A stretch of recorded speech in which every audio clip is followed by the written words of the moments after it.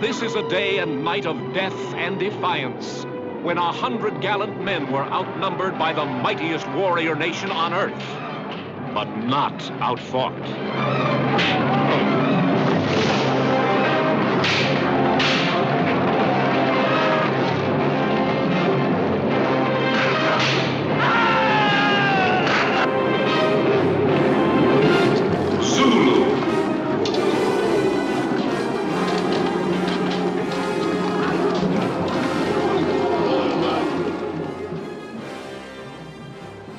In 1964, Englishman Nigel Green cemented the image of a stoic 19th century redcoat officer with his portrayal of Colour Sergeant Frank Bourne in Cy Endfield's Zulu. The film depicts a desperate last stand made by a small company of British soldiers deployed to South Africa in the late 19th century. The historical context for this battle is refreshingly straightforward. In 1866, diamonds were discovered in southern Africa, and the Kingdom of Zululand happened to be one of the last independent states in the region. In order to consolidate their colony and take control of the diamond trade, the British government drew up plans to annex the Zulu territories, and in 1879 they found a pretext to declare war. The first attempt by the British to subjugate the Zulus ended in a disastrous defeat at a place called Isandlwana, where 2 battalions of British troops, roughly 1,300 men armed with rifles and artillery, were wiped out by a force of Zulus armed with spears and leather shields. During that battle, several thousand Zulu warriors who had been kept in reserve broke ranks and attacked the small British garrison at a nearby mission station known as Rorke's Drift. But after several hours of intense fighting, these Zulus were eventually driven off. To distract public attention from the humiliating defeat at Isandlwana, British officials loudly celebrated the successful defence of Rorke's Drift, ultimately awarding 11 of the station's defenders with the Victoria Cross, the British Army's highest award for bravery. With the help of this spree of medals and a few lavish commemorative paintings like this one by Alphonse de Neuville, this disastrous initial campaign was recast as an inspiring story of heroism, and the Battle of Rorke's Drift quickly acquired legendary status in British military history. This battle became so famous that British magazines were still publishing retrospectives on it nearly 80 years down the track, one of which caught the eye of American screenwriter Cy Endfield, who'd been exiled from Hollywood in 1951 for being insufficiently anti-communist. Inspired by this British version of the Alamo, Endfield tracked down the author of the article and worked with him on the script for what would become Zulu. Although Zulu was a British production, I'm including it here because it's directed by an American and was largely financed by an American production company, and for all intents and purposes, it really is just another Western. Needless to say, Enfield's film carefully avoids offering any sort of context for the British presence in Zululand. Instead, Sergeant Bourne basically tells us that poorly organised invasions of southern Africa are just part of the white man's burden. Awaits you all! He's right. Die! Why is it us, eh? Die! Why us? Because we're here, lad. Nobody else. Just us. The film also suggests that there was a sort of mutual admiration between the Zulus and the British soldiers. Before the Zulu army departs the field, they very graciously pay their respects to the British troops.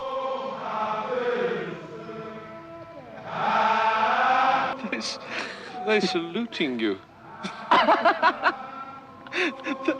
They're saluting fellow braves.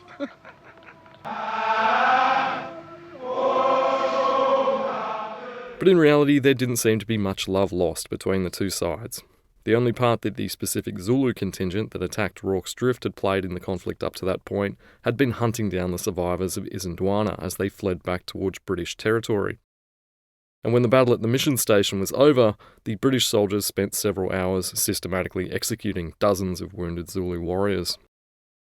Obviously, none of that ugliness makes it into the film, but you can make out a faint echo of these atrocities in a line given to Lieutenant Bromhead. There's something else. I feel ashamed. Was that how it was for you? The first time? Michael Caine and Stanley Baker played the garrison's commanding officers, and you could sort of make a case for either of them being Wardaddy characters. But there were very strict class divisions in the British Army of the 19th century, and both these characters are a little too distant from the rank and file to provide that sort of paternal presence. Instead, it's Colour Sergeant Frank Bourne, played by Nigel Green, that embodies the Wardaddy archetype. He's the officer that interacts directly with the enlisted men, and he's the one who maintains discipline as the Zulus lay siege to the station. A quick word on terminology here. The title of Colour Sergeant was given to senior non-commissioned officers who were traditionally responsible for displaying the regiment's colours, meaning its flag. In modern terms, this rank would be the equivalent of a company sergeant major. In Zulu, Colour Sergeant Bourne is a pretty minor figure in terms of the amount of screen time he's given, but Nigel Green steals every scene he's in. Green plays Bourne as another stern but fair father figure to the young soldiers under his command, and the only time we see him soften at all is when he's asked to recite his favourite verse from the Bible. Say it, man. Lift your voice to God. Now, sir. Just let them hear your voice. They know my voice when they hear it, sir. Let them hear it now in praise of the Lord. Call upon him. Call upon him, man, for your salvation. Well, as far as I can remember, sir, it goes something like this. He maketh wars to cease in all the world. He breaketh the bow and snappeth the spear in sunder. Do you know it, sir? I shall be exalted among the heathen. I shall be exalted in the earth. The Lord of hosts is with us. That's it, sir.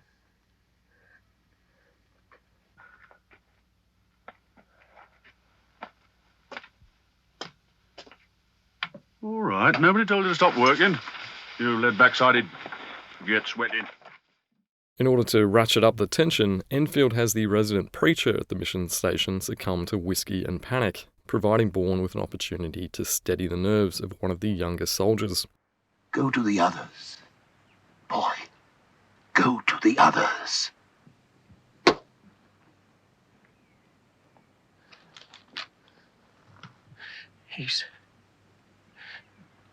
Mr. Witt says... Never mind him, boy.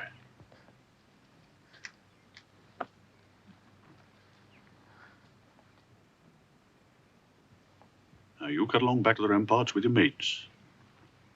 Yes, sir.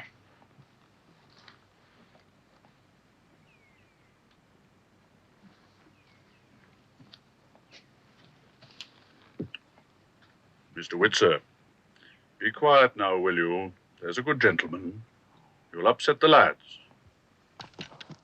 When the battle kicks off, Colour Sergeant Bourne carries out his orders without question and without complaint, and holds his own when the Zulu warriors overrun the barricades. Even after the battle is over, Bourne maintains his stiff upper lip and gently reasserts military discipline among the exhausted survivors. Hughes? Yes, Colour Sergeant. Say, sir. Officer on parade? Ah! Outside the works of Rudyard Kipling, very few characters have done more to cement the myth of the unflappable British officer than Colour Sergeant Frank Bourne. Monty Python tried to skewer this stereotype 20 years down the track, but in all honesty, Enfield's film doesn't really leave much room for comedic exaggeration. It has always been the calm leadership of the officer class that has made the British Army what it is.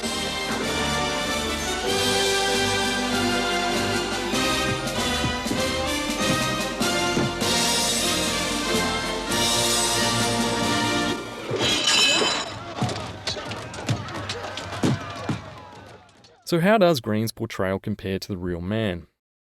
For his part in the battle, the real Colour Sergeant Frank Bourne received the Distinguished Conduct Medal for, in the words of the citation, outstanding coolness and courage during the battle. Given that description, Green's laconic performance is as good a guess as any as to how this sergeant came across to his fellow soldiers.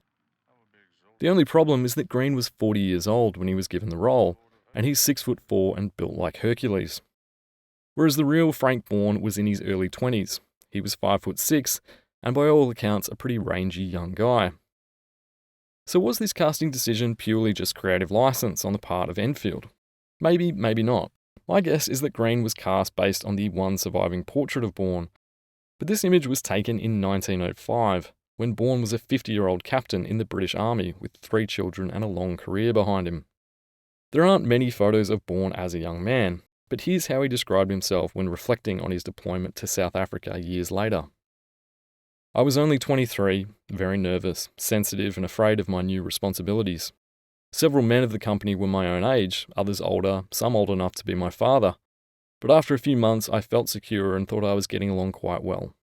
I also found myself unpaid private secretary to several men who could barely read or write, and I deciphered and answered their letters home, feeling quite happy in our relations. One day I heard a man called Wall ask my batman if the kid was in.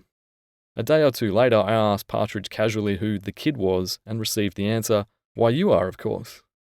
My stock slumped at once, but I think it does us all good to have our swollen heads reduced. This description of Bourne as the kid is why I like to think of Zulu as a time travel movie. Because when you think about it, the Zulus really should have overrun Rorke's Drift. And in that parallel timeline, I can imagine King Cachawea and his army sweeping through the Natal colony and ultimately evicting the British from southern Africa entirely. And perhaps that would have been enough to break the spell of British invincibility, triggering a wave of anti-colonial uprisings. To my mind, Zulu should open with a prologue set at the turn of the 19th century.